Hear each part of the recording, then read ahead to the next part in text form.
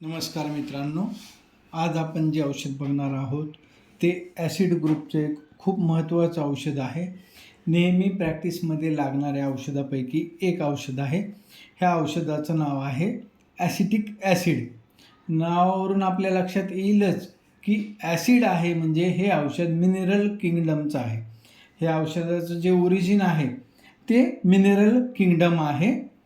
हे औषध ज्या व्यक्तींना लागतं त्या व्यक्ती अत्यंत वाळलेले, लुकडे व्यक्ती, सुकडे म्हणू आपण, किंवा अत्यंत क्षीण अशा प्रकारच्या व्यक्तींना हे औषध लागू पडतं.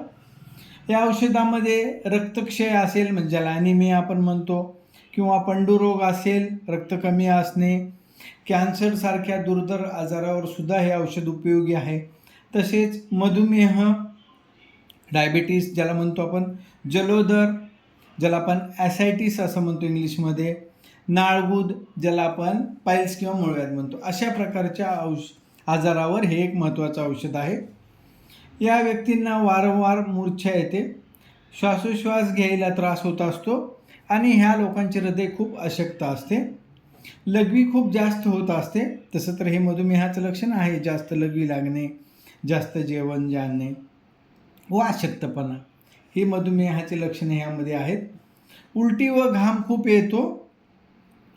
भूल देण्यासाठी वापरलेल्या औषधाचे दुष्परिणाम नाहीसे करते. जेव्हा एखादं छोटं मोठं ऑपरेशन करायचं असते आणि त्यासाठी जेव्हा भूल दिली जाते, मग ती जनरल ॲनेस्थीशिया असेल किंवा लोकल ॲनेस्थीशिया असेल, स्पायनल ॲनेस्थीशिया असेल, तर भूल उतरल्यानंतर ज्या काही व्यक्तींच्या तक्रारी असतील, ज्या की भुलेच्या औषधाचे दुष्परिणाम आहेत, त्याचा उतारा म्हणून, त्याचा अँटीडोट म्हणून ॲसिड हे औषध खूप कॉमनली वापरले जाते. फेफरे आलेले असताना रोगी वेड्याप्रमाणे बिछाण्यावरून उडी मारतो किंवा जमिनीवर रांगत असतो. मानसिक लक्षणामध्ये ह्या प्रकारचे रोगी स्वतःचा आजार व मुलांचे दुःख करत असतो. स्वतःच्या मुलांना ओळखत नाही डिलेरियममध्ये. या लोकांना धंद्याविषयी खूप काळजी असते आणि जे नाहीत ते त्रास अंगावर ओढून घ्यायची सवय ह्या व्यक्तींना असते. ह्या व्यक्तीचा चेहरा पांढरा फटक किंवा फिकट सुकलेला असतो. जसं ॲनिमियामध्ये आपल्याला पेल दिसतो, तशा प्रकारचा पेल चेहरा असतो. गाल कडक व लाल असतात. होठाचा कॅन्सर, हे औषध कॅन्सरसाठी उपयुक्त आहे. वेगवेगळ्या होठाचा कॅन्सर ह्या औषधामध्ये येतो. डोके दुखत असते. झोपेच्या औषधाचे दुष्परिणाम म्हणून डोके दुखत असते. ज्या व्यक्तींना झोपेच्या गोळ्या घ्यायची सवय आहे नियमितपणे, आणि अशा व्यक्तीचं जर डोकं दुखत असेल आणि ते जर झोपेच्या गोळ्यामुळं, औषधामुळं असेल, तर ह्या औषधाने आराम पडतो. घशामध्ये तहान लागते, पण मुलांना चमच्याभर पाणी पिणेसुद्धा मुश्किल होते. म्हणजे घटसर्पासारखं लक्षण ह्या औषधाच्या घसा ह्या प्रकारात येतं. ताप असते पण तहान नसते. आणि जेव्हा जलोदर असतो, ॲसायटिस असतो, त्यावेळेस खूप तहान लागत असते. जठरामध्ये लाळ वाढते, जठरामध्ये फदफदल्यासारखे वाटते, तहान खूप लागते पण थंडगार पाणी सोसत नाही. छाती व जठरात भयंकर आग होते. जठरातमध्ये, स्टमकमध्ये आणि छातीमध्ये खूप आग होते आणि नंतर त्वचा गार होऊन कपाळावर गार घाम येतो. काही खाल्ले तरी ओकून पडते. कॅन्सरचे जे अल्सर आहेत, व्रण आहेत, पोटाचे कॅन्सरचे व्रण, ह्याच्यासाठी हे एक महत्त्वाचं उपयुक्त औषध आहे. तसेच काही खाल्ले तर ओकून पडते, हे एक ॲनेस्थीशिया दिल्यानंतर, भूल उतरल्यानंतर जर व्यक्तीला काही खायला दिलं तर जे ओकून पडतं त्याच्यासाठी ॲसिटिक ॲसिड. बटाट्याखेरीज इतर भाज्या मानवत नाहीत. तर आपण ॲल्युमिनामध्ये बघितलं, ॲल्युमिनाच्या व्यक्तीला बटाटे सहन होत नाहीत. त्या उलट ॲसिटिक ॲसिडमध्ये बटाट्याखेरीज इतर दुसऱ्या भाज्या नको वाटतात, मानवत पण नाहीत. पोट फुगलेले असते. जलोदर असतो म्हणजे पोटात पाणी असते, ज्याला ॲसायटिस म्हणतो आपण. आतड्यातून रक्तस्राव होत असतो, म्हणजे कॅन्सर असेल आतड्याचा, लहान आतडा असो, मोठा आतड्या असो. आणि क्रश मुलांमध्ये, अगदी लुकडेल्या सुकडेल्या मुलांमध्ये जर डायरिया असेल तर त्याच्यासाठी हे एक महत्त्वाचं औषध आहे. अशक्तपणा हवा आणि ॲनिमिया असायला पाहिजे.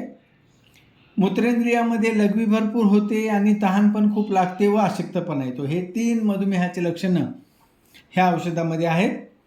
श्वासोश्वासामध्ये श्वास आत घेत असताना खोकला येत असतो व धाप लागते. स्त्री जनेंद्रियामध्ये पाळीच्या वेळेस खूप तहान लागते.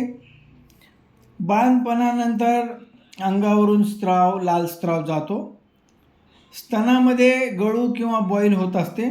दूध निळसर आंबूस असते, त्याची चव बिघडलेली असते, त्यामुळे ते जे मुलं आहेत त्या आईचे ते दूध पिऊ शकत नाही आणि ते दूध पिऊ शकत नसल्यामुळं वाळू लागतात किंवा क्रश होतात.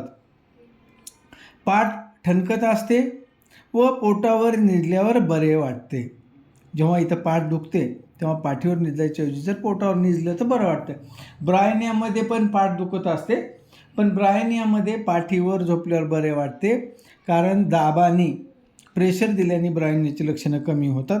ह्याच्या उलट ॲसिटिक ॲसिडमध्ये जी पाठदुखी आहे ते पोटावर निजल्याने कमी वाटते आणि भरपूर लघवी झाल्यानंतर बरे वाटते. तापीमध्ये TB प्रकारचा ताप असतो, क्षयी ज्वर असतो. तापामध्ये तहान लागत नाही. रात्री खूप गार घाम येतो, म्हणजे घाम जो आहे तो थंडगार असतो. त्वचा पांढरी फकट सुजलेली असते. जलयुक्त सूज त्वचेवर असते आणि ह्या लोकांचे स्पर्शज्ञान कमी होते. स्पर्शज्ञान कमी झाल्यामुळं वस्तू गार आहे, गरम आहे ह्याचं जे ज्ञान आहे ते त्यांना कमी असतं. तर हे आपण सगळ्या औषधाची लक्षणं बघितली. ॲसिटिक ॲसिड मधुमेह आणि कॅन्सरवरलं एक खूप प्रमुख औषध आणि सगळ्यात महत्त्वाचं लक्षण म्हणजे भूल उतरल्यानंतर जे काही दुष्परिणाम राहतात त्याच्यासाठी हे एक महत्त्वाचं औषध आहे. पुढल्या वेळेस कोणतं औषध बघायचं आहे ते कॉमेंट बॉक्समध्ये नक्की सांगा. धन्यवाद.